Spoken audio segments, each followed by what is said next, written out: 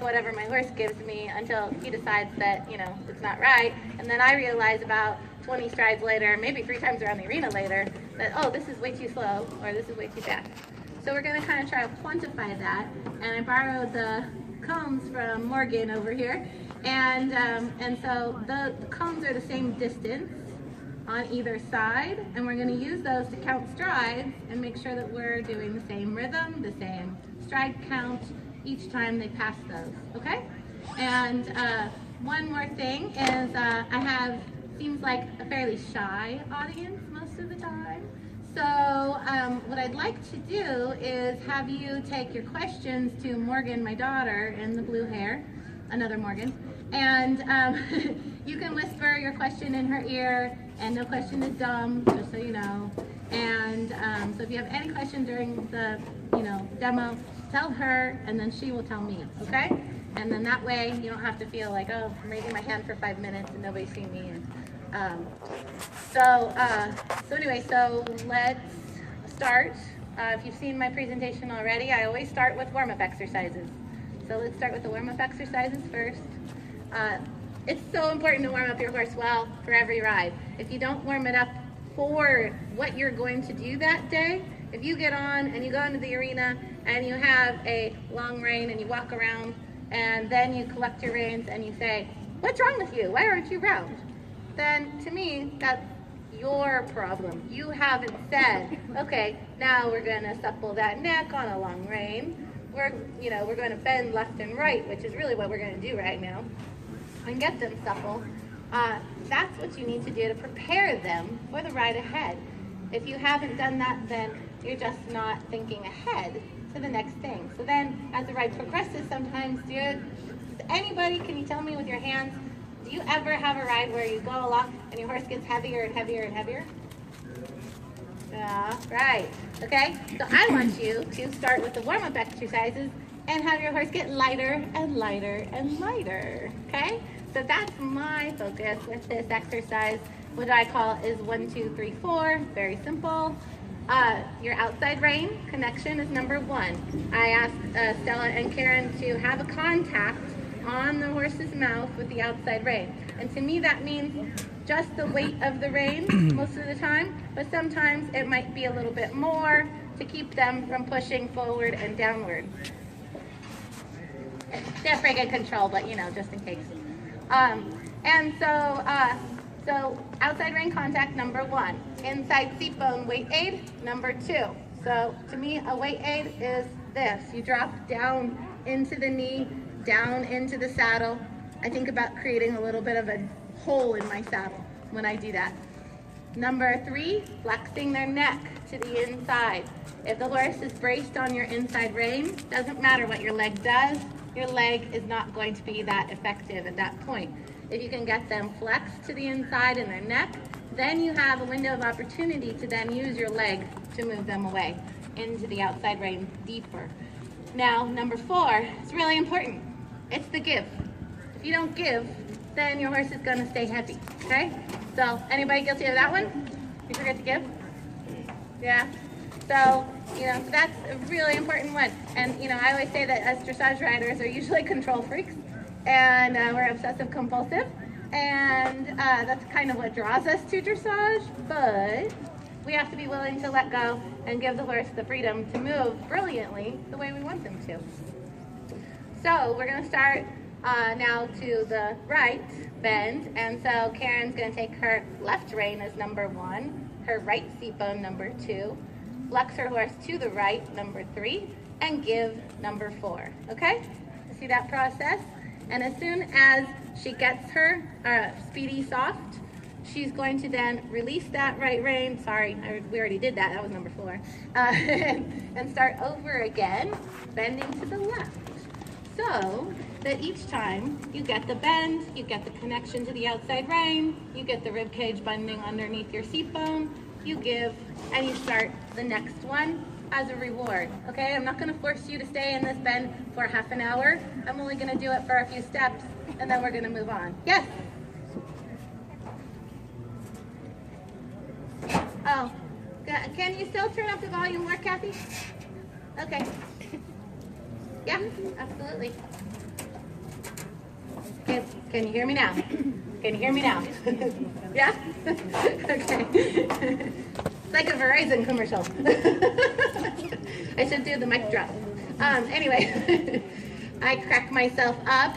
Okay, so let's pick up the trot, you guys. And same thing, we're just gonna do trot, changing the bend left and right, rising trot.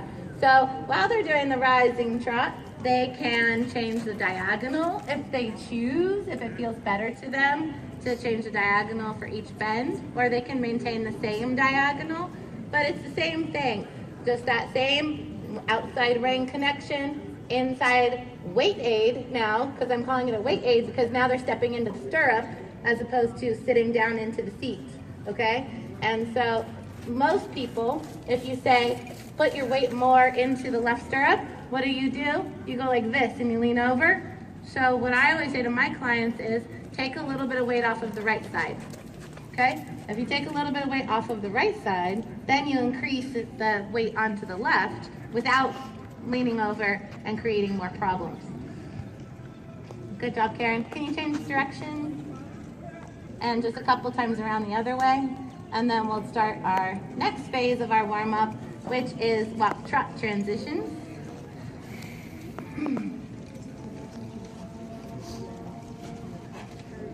Good. So just keep changing the bend. Stella, you can change rein too, sorry. Should have told you that. All right. And so just keep changing the bend, you guys, as you go along. The wind is coming up, so Coco's gonna start spooking a little bit at the signs. And if you've seen me before here this weekend, I kind of joke around about it, but it's really true. Our horses aren't that used to this environment, you know. The cowboy horses that come out here and they make us jealous. They like lounge around and, you know, don't care about anything. And our horses are like, what the hell is going on here? We've got to walk past the corn dog stand to get to the arena. Who does that? So, you know, this is definitely a new experience for them. So Stella is going to do what she needs to do to get Coco refocused for her. But Karen is still doing the 1, 2, 3, 4. So as soon as Speedy gets the bend to the left, she then rotates and takes the new outside rein and sits on her, or puts her weight into her new stirrup and flexes him to the right until he gives to the right. And so that's really all you want to do, is not make them hold it for very long. Now you're releasing your outside rein. So that will take me while Stella works with Coco. Are you good? Yeah. Okay. While Stella just finishes up a little bit with Coco, that takes me to 3 rider mistakes. Okay? So to me, there's 3 top rider mistakes that are made all the time. Even I make these. Okay? And that is you give the outside rein. Anybody do that? Yeah, right? Exactly. A lot of us do that. So my solution to that problem is to put your hand right on the button of the saddle where it says the logo on it. And if you can put your hand there and you can feel your knuckles on the saddle, then you can have a way of knowing when your hand leaves that spot, right? But if you just kind of hold your outside rein in the air somewhere, you're not noticing when it leaves the saddle, okay? So that's a really big one that you can do. Just kind of touch those knuckles direction. Okay, that's our worst way. All right. All right, so we're gonna try Coco this way. Try to prepare back at the horse trader sign and start by the beginning of the platinum sign, okay? Good, and start. 1, 2, 3, 4, 5, 6, 7, 8. Very good, so she got the 8, right? So that way yeah, exactly. She knows that she got it. Very good. All right, let's give Coco one more and then a break. 1, 2, 3, 4, 5, 6, 7. Yes! Exactly. Exactly. Half hop, half hop, and drive. Ah, we got a canter again. Oh, that happens, you know? So what you have to do is you have to think of driving with the rhythm that you're trying to create. So try not to drive all at once. Remember, think big, bigger, biggest. That's okay. Good. Okay, so next time, as you're coming around the turn here, start to collect him. And then this is what I always do with everybody, okay? I say big, bigger, biggest. So big, bigger, no, darn. He said, oh, I canter here. That's where sometimes when one thing happens one time, you kind of have that happen again a time or two, and you have to convince your horse that's not what you wanted.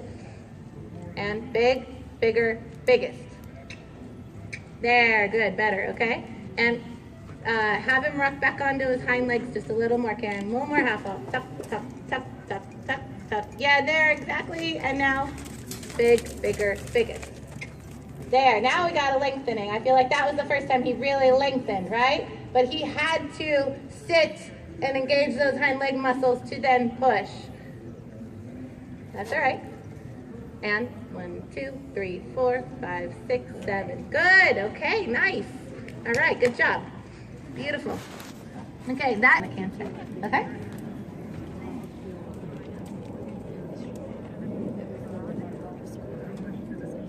Anybody have any questions yet? No? No? All right, if you have questions, remember, don't be shy. Nice. She really lifted her withers there. Little tongue, kind of play with that inside rein a little bit, but play with it within the context of her pole being up, right? Okay? Now she can put her elbows on her hips and half out back, half out back, half out back. Good. Good job. And then walk, wait, walk, walk, think. Now walk rhythm, 1, 2, 1, 2, 1, 2. And within that rhythm, prepare for the canter transition again. So that's really important, everyone, is that you keep that walk rhythm in between the canter transitions, because a lot of horses either don't walk in between the transitions, like in a simple change, or they, they just stop cantering and start cantering again, right? Because they're trained, or they get they get so antsy about it that they start doing that. And so the other thing is that they get really dull in between, and you can't get the second canter transition. So keeping that walk active and alive and purposeful is another step on the rhythm scale. And you have to really think about that walk as well as the next canter transition. Good, so when you're ready, canter up. Yeah, really nice. Good, good. 5, 6, 7, 8 or so strides, okay? Go again past the cones, thinking about how many strides you're creating here in your canter. Good. And 1, 2, 3, 4, 5, 6, 7. Okay? That was a little scooty stride in there. All right? Let's try it one more time. Good. 7. Okay. So pretty much 7 every time, right? Let's go for 5. Good. And 1, 2, 3, 4, 5. Perfect. First time. Okay? So great.